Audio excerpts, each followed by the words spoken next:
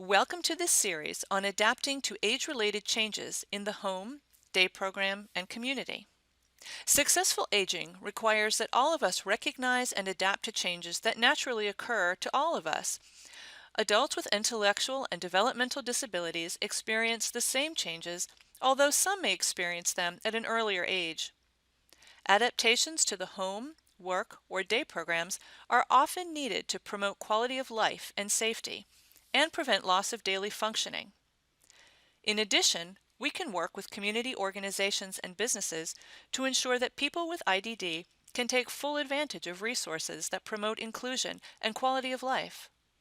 Community partners and service providers may need to work together to build bridges and learn how to best accommodate the needs of adults with IDD who are aging or who have dementia. Honoring cultural practices and individual preferences.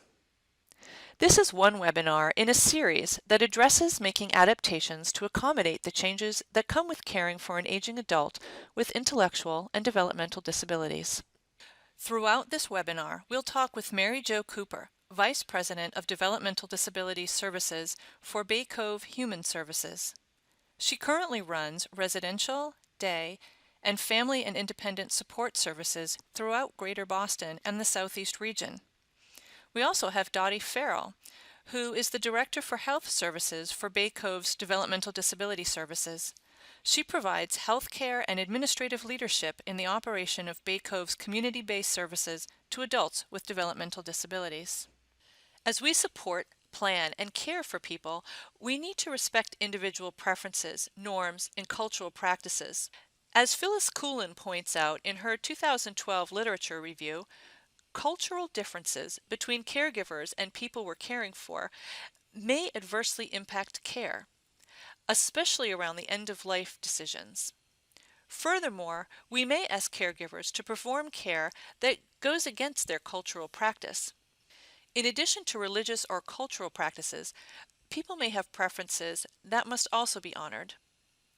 When individuals have an advance directive, these preferences will hopefully be clear, but where they're not, you must do everything possible to determine what they want.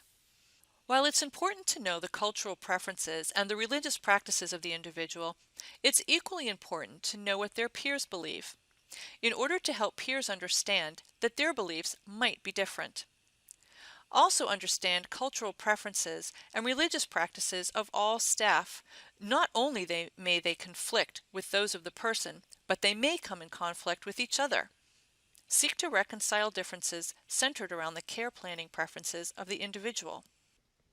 There are many views about the end of life, both in terms of what it means and how to care for someone nearing the end of life.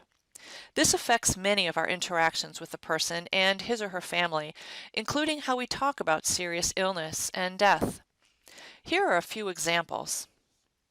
One of the ways the Massachusetts Department of Developmental Services end-of-life policy calls for respecting the rights of the person is by informing them of their condition and prognosis.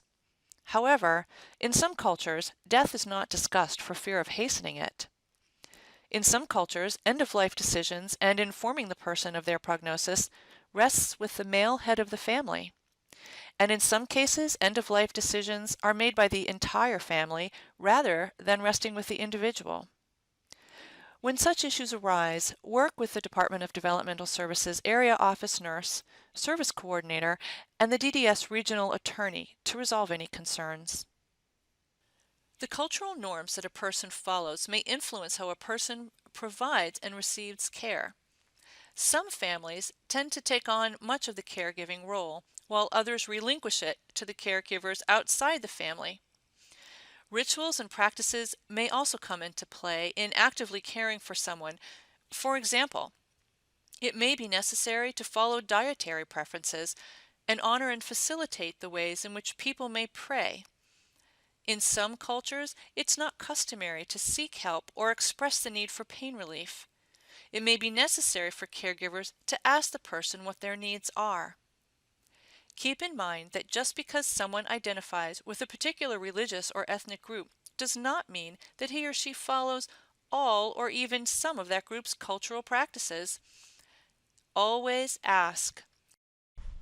We had a situation where a woman was on hospice, and she was on hospice for maybe a month and a half, 2 months. One or two family members would come in to visit her during that time, but when she died, suddenly there were 20 to 30 people that showed up, and she was pronounced.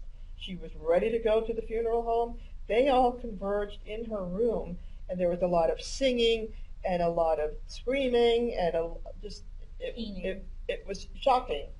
It was certainly shocking for me, and it was shocking to the staff. But we had to just really stand silently and be there for them.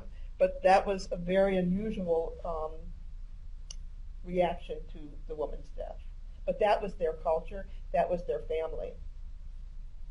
Considering the beliefs of the individual or their family is important. Openly seek input on such matters with the family, guardians, and the individual to assure a clear understanding of the wants and needs. Discussion should be ongoing and documented in the ISP or final wishes document. Also, speaking with others who share similar beliefs of the individual can help a program understand the underlying reasons for those beliefs and thereby create an environment that supports it whenever possible. The field of nursing offers many excellent resources when it comes to assessing for a person's beliefs and customs. An assessment can be formal or informal. The heart of many of these assessments involves listening and understanding from the person's perspective what their situation is and what they believe should happen. Our reference list includes journal articles that have both good advice and further references for both formal and informal tools of assessing cultural practices and beliefs. Again, they are geared for nursing, so you will need to adapt for your unique setting.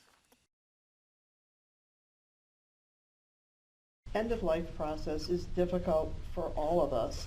I can relate a story that happened that I was involved with one individual who was definitely failing, congestive heart failure, kidney failure, terrible diabetes, and she definitely was facing the end of her life. But how to manage that? So I sat and talked with her, and she could understand me, and she could engage. Her cognitive level was pretty high. And I talked about healthcare proxies with her because she was her own guardian, and she understood that. And I was able to help her secure a proxy that was very engaged and involved with her. But then to start to talk about, her doctor was talking about dialysis and what could happen to her heart. And I could tell that she really didn't understand that. So what I did was, I used to work at a teaching hospital and still knew people there. I was able to take this person into the hospital, and I actually took her into an intensive care unit where she could see a dialysis machine in operation on a person and could see somebody who was on a ventilator. So that made sense to her. When her doctor would talk about, do you want to be intubated, do you want to be on a ventilator, that doesn't mean much to a whole lot of people. What it might mean is oxygen, just regular oxygen. And dialysis, filtering your kidneys, doesn't mean a whole lot to people. So she saw it, and she was able to say then that she didn't want that. She did not want that. She was very, very definite in that. So as she failed and did eventually die, she was confident that her proxy would carry out her wishes, and we all felt so good. And she had a good death. I think what was also involved in that was really important was the whole time Dottie was keeping the whole team engaged. Everybody knew where this was going, what was happening, what this lady's decisions had been and her wishes had been, so that the team was more comfortable. DDS and the providers were all on the same page. The staff felt that they were working in her service, as opposed to doing what a regulation said or doing what somebody else had wanted, but they really felt like they were working in her service with her, hand in hand with her. Once you have determined the unique needs and preferences of the person and his or her family, make sure you communicate those needs and preferences informally and through formal documentation with everyone who provides care. I think it's really important that you have good communication because you want to understand where everybody involved is coming from. So the person who may be dying is obviously the most important person, that you want to understand what they understand and what they expect and what their beliefs are. But you also need to know what everybody else on the team and in that house believes, because you may have two staff working a shift where one believes that a window needs to be opened at the time of death and another one who believes that everything needs to be closed at the time of death. And you don't want that to happen at the time of death. You want to know that in advance. You want to work really hard to make sure that everybody knows what the beliefs and wishes of the person dying are, and that they take precedent over your own beliefs. And to understand and absorb the culture of the house itself. As an example, perhaps the person that is dying used to always sit at the head of the table, but now that person is so disabled that they're now in their room and in bed all the time. So that affects everybody. Even at dinner time, they're being affected. To understand that. We would always suggest working with a hospice team or with your own clinical team to do some sort of grief and bereavement group as soon as possible, so that everybody's on the same page. And people who live in the house, people who work in the house, other care providers or family members that are that become part of that person's circle. And hospice agencies have become much more aware of what group home is all about. They weren't at first, and it was a little difficult. We had a lot of training to do with the different agencies we've used, but now they do understand, and they do have people, social workers, who can come in and help the staff and certainly the person along. And I think from a management perspective, it's really important to know where everybody stands, because you want to support the people who are supporting this person. They can't do the work well if they're not supported properly. Another consideration that I just thought of that we have to be aware of, and sometimes staff can't necessarily articulate this, but as people fail and are dying or become more and more demented, they change. So it affects staff in a way as much that perhaps whenever I came into the room, John would always call out my name. John is no longer doing that. So I might start to see John in a different way, and perhaps he's not the person that I knew, and I start backing away from John.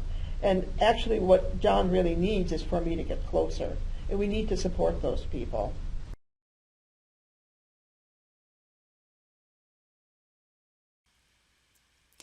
This webinar is one of a series of webinars on adapting to age-related changes in the home, day program, and community, all of which can be accessed at our website or through the Massachusetts Department of Developmental Services. This training was produced by the Center for Developmental Disabilities Evaluation and Research on behalf of the Department of Developmental Services. Thank you for watching. Please visit our webpage for more trainings in the series on aging in people with intellectual and developmental disability.